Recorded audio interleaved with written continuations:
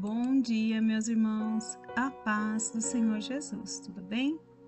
Hoje é dia 12 de março, uma quarta-feira, um dia único e especial que Deus nos preparou. Seja bem-vindo a mais um vídeo do canal Gotas da Palavra de Deus. A palavra de hoje está em Efésios 6, do 10 ao 20, que diz assim: Fortalecei-vos no Senhor e na força do teu poder. Fortalecei-vos no Senhor e na força do seu poder. É uma declaração bíblica que ensina que é no poder do Senhor que o crente encontra o fortalecimento necessário que lhe capacita a viver a sua vida cristã nessa terra, resistindo aos ataques de Satanás.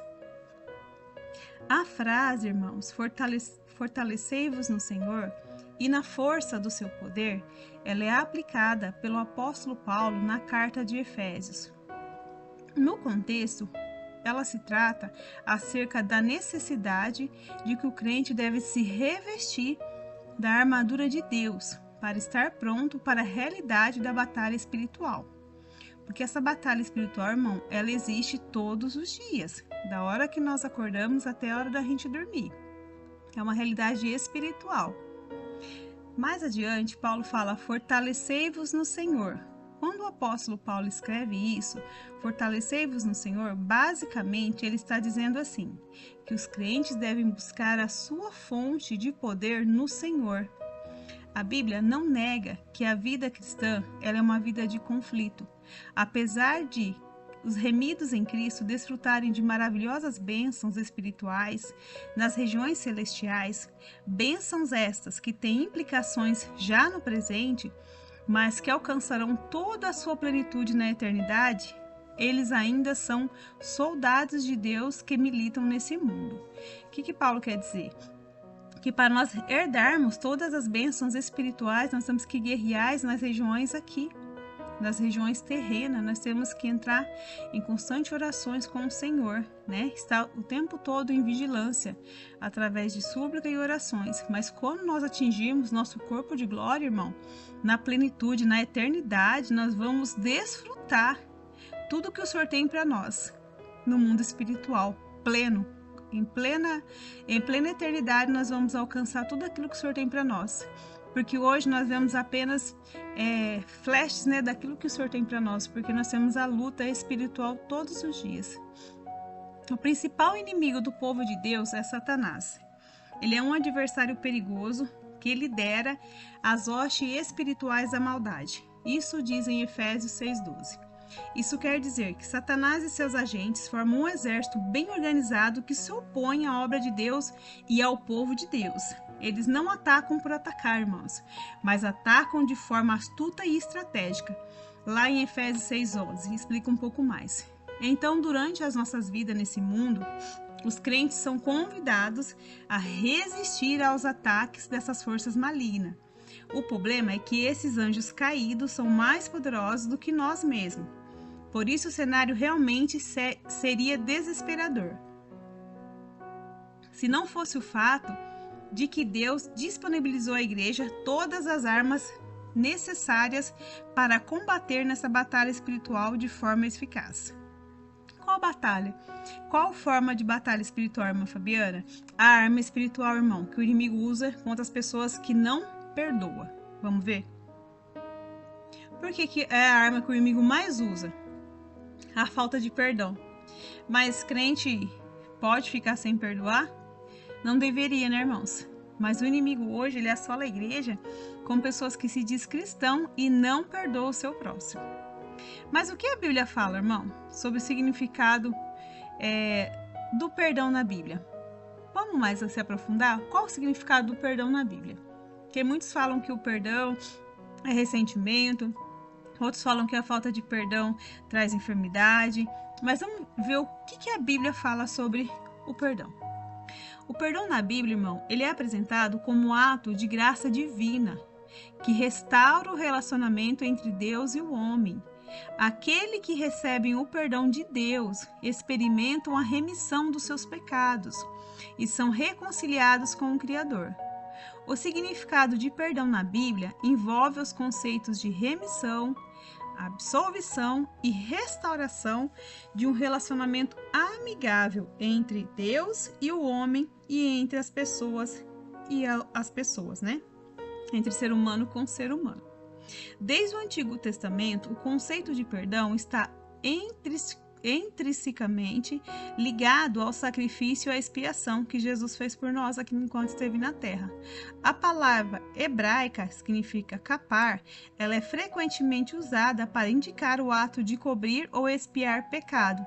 Em Salmo 78:38, isso aponta para a necessidade de uma propiciação justa pelos pecados cometidos, algo que os sacrifícios do Antigo Testamento simbolizavam em antecipação ao sacrifício perfeito que somente Cristo pôde fazer, que é se entregar na cruz por nós.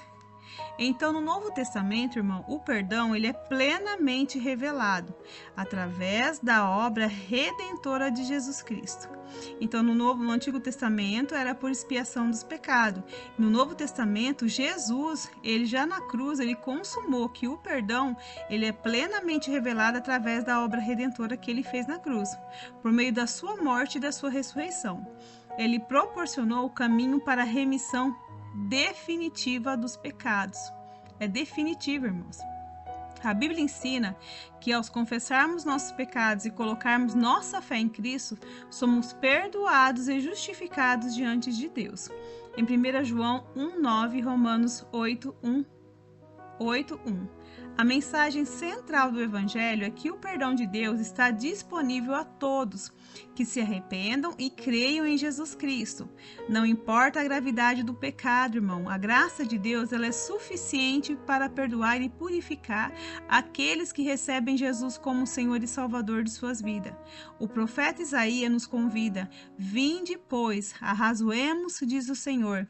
Ainda que os vossos pecados sejam como a escarlate, eles se tornarão brancos como a neve. Isaías 1:18. Aqui Isaías fala, né, que a mensagem central do Evangelho é que o perdão de Deus, ele é inesgotável, irmão. Diz assim, que o pecado pode estar mais escuro, irmão, que o escarlate, que é a cor mais escura, né, mais negra, o pecado pode estar negro, irmão. Mas se ele vir até o Senhor, ele ficará branco como a neve, irmão. É uma promessa. O Senhor nos purifica de todos os nossos pecados. E que nós temos que perdoar também, irmãos. O perdão é um ato divino e também humano. Muitas pessoas falam assim: mas eu perdoo e perdoo de boca para fora. E não perdoa de coração, irmãos. Aqui, ele fala assim, que o perdão é um ato divino e também um ato humano. Na Bíblia, há exemplos tanto do perdão divino quanto do humano. O perdão é primeiramente um ato de Deus. É Ele quem, em sua misericórdia, escolhe não nos tratar conforme nossos pecados merecem. Porque se o Senhor fosse tratar cada um de nós como realmente nós merecemos e conforme nossos pecados, irmãos, coitado de nós, né? No Salmo 103:2 diz assim: lemos, quanto o Oriente está longe do Ocidente, assim ele afasta para longe de nós as nossas transgressões. Esse afastamento dos pecados é possível por causa do sacrifício de Cristo que satisfaz a justiça divina. Então Deus ele põe o nosso pecado bem longe como o Oriente do Ocidente, ele afasta para bem longe dele as nossas transgressões, porque Jesus pagou o sacrifício e ele fez toda a justiça divina por nós. Mas o perdão também, irmãos, tem uma dimensão horizontal que vem para nós seres humanos. Nós somos chamados a perdoar todos aqueles que nos ofendem, irmão. Se nós não estamos perdoando a quem nos ofendeu, tem algo errado na nossa vida. Nós temos que seguir o exemplo de Deus. Por isso Jesus ensinou, irmão, aos seus discípulos a orar e perdoar-nos as nossas dívidas, assim como nós perdoamos aos nossos devedores. Está lá em Mateus 6:12. E em Efésios 4:32. Paulo exorta: sede uns para com os outros benignos, misericordiosos, perdoando-vos uns aos outros, como também Deus vos perdoou em Cristo. Isso evidencia que o perdão que recebemos de Deus deve refletir no perdão que concedemos ao nosso próximo. Irmão, se você não está perdoando o seu irmão, é hora de você repensar a sua vida, porque você não pode carregar a falta de perdão dentro do seu coração. Você tem que liberar, o perdão que você quer de Deus é o perdão que você tem que liberar para o seu irmão. A necessidade do perdão na vida humana, irmão. Desde a queda de Adão, desde a queda do Éden de Adão, a humanidade carrega o peso do pecado. Todos nós carregávamos o peso do pecado. O pecado não é apenas uma transgressão contra as leis divinas, mas é uma ofensa direta ao caráter santo de Deus. Sem o perdão, o homem permanece separado de Deus, incapaz de desfrutar um relacionamento pleno com Ele. Então, se eu não perdoo meu irmão, eu não tenho um relacionamento pleno com Deus. Não adianta eu falar que eu sou uma pessoa que eu tenho um relacionamento 100% com Deus se eu não perdoo meu irmão ao qual eu vejo, irmão. Como que eu vou amar um Deus ao qual eu não vejo?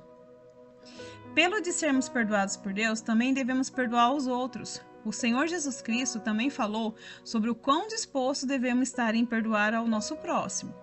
Quando o apóstolo Pedro perguntou, Senhor, até quantas vezes pecará meu irmão contra mim e eu devo lhe perdoar? Até 7 vezes? Pedro perguntou ao Senhor, né?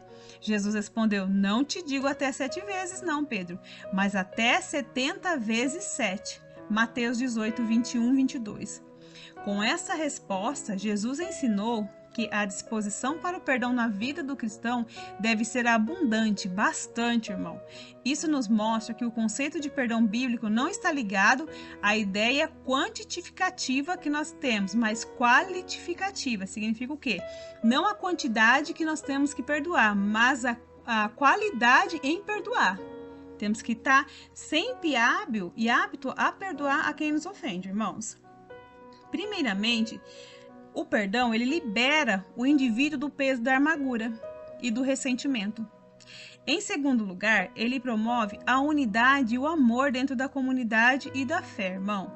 Por último, ele testemunha ao mundo sobre a graça transformadora de Deus na sua vida. No entanto, a Bíblia adverte sobre a serenidade daqueles que recusam perdão ao seu próximo. A parábola do credor incompassivo ilustra que aqueles que não perdoam aos outros não compreendem a magnitude do perdão que receberam de Deus. Isso se encontra em Mateus 18, do versículo 23 ao 35. Além disso, Jesus declarou, porque se perdoarem aos homens as suas ofensas, também o vosso Pai Celestial vos perdoará. Se, porém, não perdoar aos homens as suas ofensas, tampouco o vosso Pai vos perdoará as vossas ofensas. Está em Mateus 6, 14 ao 15. Irmão, tudo isso mostra que o perdão é um tema de mais alta importância para o povo de Deus. Portanto, o que significa? Significa o quê? Que o perdão na Bíblia inclui mais do que uma ideia de simplesmente esquecer as ofensas, irmão. Mas é um ato profundo que envolve misericórdia, amor e justiça. Irmão, se você não está apto a perdoar, eu peço para você no dia de hoje repensar a sua vida, porque é hora de você começar a exercer o perdão na sua vida, porque o Senhor fala para mim e para você.